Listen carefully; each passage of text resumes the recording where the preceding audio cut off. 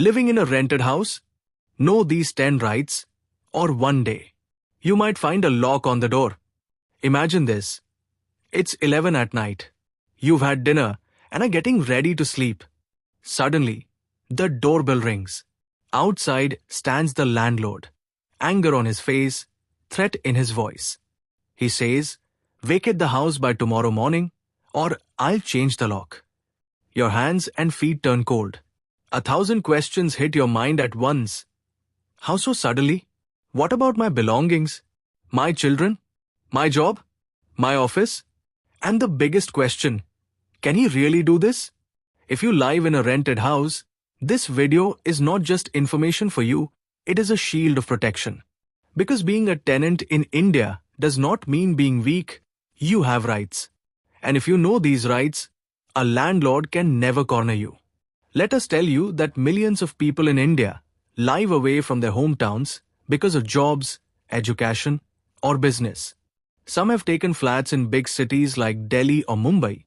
Some have moved out of PGs in Bangalore to rented homes. Some work in Gurugram, some are students in Pune. And the truth is, not everyone can buy a house immediately, so renting becomes a practical choice. But along with being practical, it is also a very sensitive arrangement, because you have a roof over your head, but the owner is someone else. And this is where misunderstandings, pressure, and sometimes harassment begin.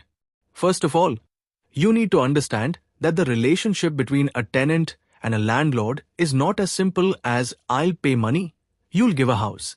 Once you live in that house under a rent agreement, that place becomes your residence. Your right is not limited to the walls. It extends to your dignity and privacy. Many people get trapped because they think it's the owner's house, he can do whatever he wants.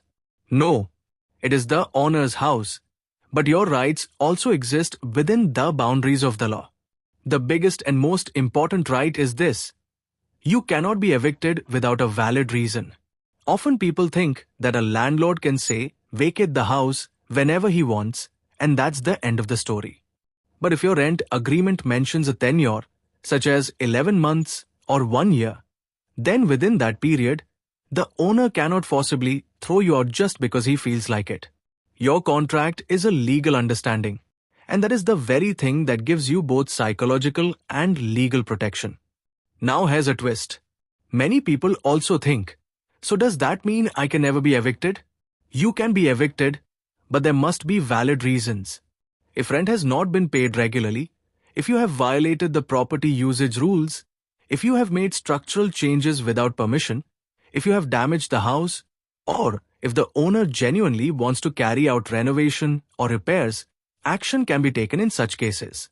But "I don't like you" or "my relatives are coming tomorrow, so vacate," these are not valid reasons. And even if the reason is valid, there is a proper process. Threats are not allowed.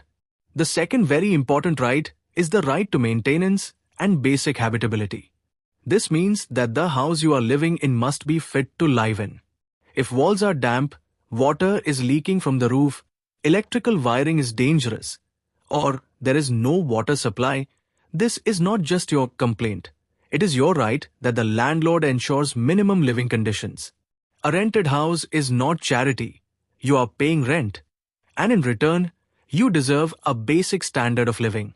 This is where a very common form of harassment happens: threats to cut electricity or water.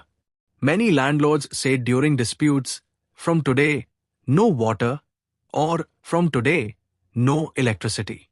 Remember, even if your bill or rent is pending, the landlord cannot cut off water or electricity on his own.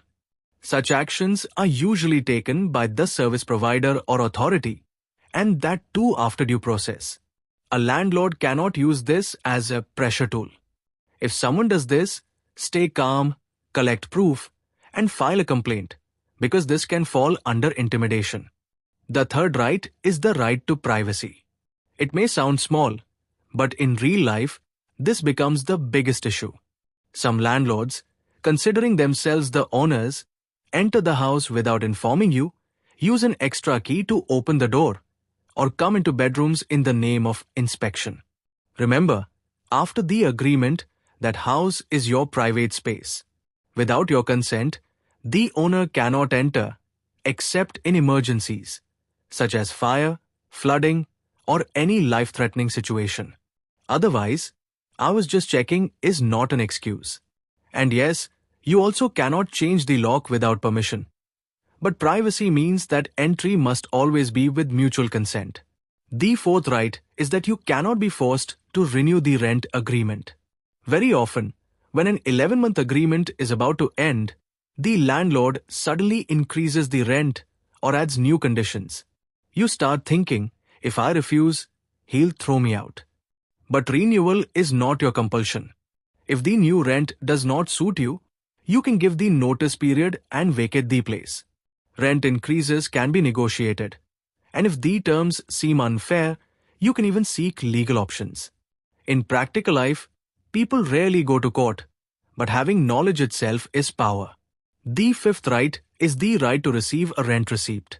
It may sound very simple, but later this becomes your strongest proof. Whether you pay in cash, by bank transfer, or through UPI, there should be proof of payment every month. If payment is made in cash, asking for a receipt is completely alright. The receipt should include basic details like the amount, date, and the owner's signature.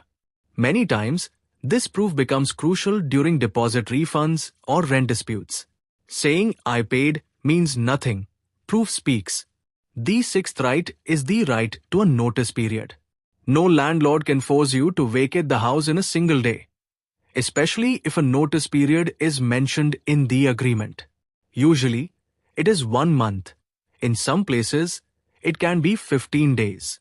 This notice period is given so that you can find another house, shift your belongings, manage your children's schooling, and prepare mentally. If both parties agree, the notice period can be shortened. But forcing you to leave by tomorrow is legally and ethically wrong. And this right is what saves you from panic. The seventh right is your right over the security deposit. The deposit is usually equal to 1 to 3 months' rent. And in many places, especially for furnished homes, even more is demanded. But this deposit is not the owner's income. It is security, which should be returned when the contract ends after reasonable deductions. Reasonable means the cost of actual damage, not normal wear and tear. For example, faded paint or light scratches on the floor are normal. But if you broke a wall or damaged fittings, deductions can be made. The smartest approach is to take photos and a short video of the house when you move in, so that at the time of move out, you can prove that it was already like this. The eighth right is the right of your legal heirs. Many people are not aware of this. If the main tenant dies while living in a rented house, in many cases family members can continue living there, especially if they were residing together. This means the tenancy right does not suddenly disappear into thin air. It is a matter connected to human dignity and stability. Although this situation can be complex and procedures may differ from place to place, the basic concept is that a family cannot be thrown out onto the street overnight. The ninth right is the right to a proper written rent agreement. This is your strongest shield. Taking a house just on a handshake, or because the owner seems like a nice person, can turn into a disaster later. The agreement should clearly mention rent, deposit, notice period, who is responsible for maintenance, rules for rent increase, guest policy, and painting or repair clauses. In many small cities, people say, "We'll manage it mutually." And then one day the owner says, "I never said that." A written agreement is not your memory. It is your evidence. The 10th right is uninterrupted access to basic facilities. Water, electricity, access to common areas, lift usage, entry and exit. These are basic living necessities. Some landlords, during disputes, stop parking access, try to restrict lift usage, or tell the gatekeeper, "Don't let them enter." Remember, this method of harassment is very common, but that does not make it right. If you are paying rent, normal living access is your right. And even if there is a billing or payment issue for some reason, The solution is process, not threats. Now, one very important thing. Knowing your rights is powerful only when you also fulfill your responsibilities. Tenants have responsibilities too. Paying rent on time, taking care of the property, not creating nuisance for neighbors, and not making structural changes without permission. If you break the rules, disputes will increase. But if you are clean, payments are clear, and you follow the agreement, you hold both moral and legal strength. Now imagine, if you truly understand these 10 rights, how easy your life can become. No landlord will be able to pressure you by suddenly increasing the rent. No owner will be able to enter your home without informing you. No one will be able to threaten you to vacate the house overnight. And most importantly, you will no longer feel like a weak tenant, but like an aware citizen. A rented house is not just four walls.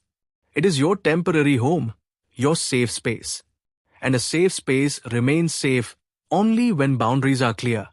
So remember the word boundaries, agreement boundaries, privacy boundaries, payment boundaries, notice boundaries. The day these boundaries become clear, the relationship between landlord and tenant turns from conflict into understanding. And finally, one practical piece of advice: whenever you move into a new house, calmly talk to the owner on the very first day. Sir, we want to keep everything clear so there is no confusion in the future. This line is very simple, but it builds your image as a serious and responsible tenant. You are not in a fighting mood, but you do not appear weak either. This balance is what protects you the most. If our video has taught you something new, do not forget to like and share this video so that this information can reach others as well. Your likes and shares are a source of inspiration for us. If you have any questions or suggestions, please let us know in the comments. It will be our honor to answer your questions and listen to suggestions. And yes, if you like our content, subscribe to the channel and press the bell icon so that you stay connected with every new story. Thank you. GRT Business YouTube channel sources: news from various news agencies, opinion polls, and other public sources.